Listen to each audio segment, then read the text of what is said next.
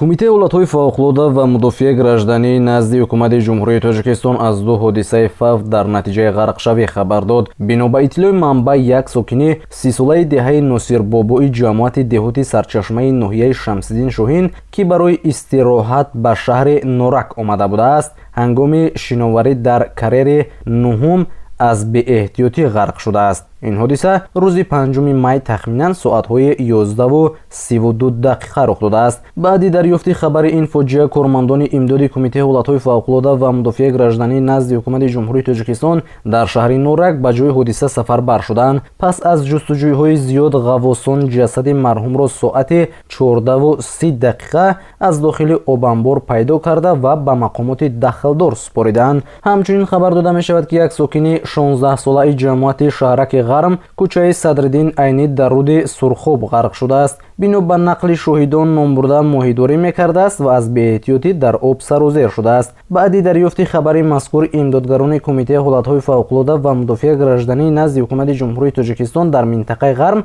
به جای حادثه رفته، همراه با ساکنان کارهای جستجویی را به راه مانده ساعت 19:40 جسد نابالغ را از رود سرخاب پیدا کرده و به مقامات حفظ حقوق سپاریدند.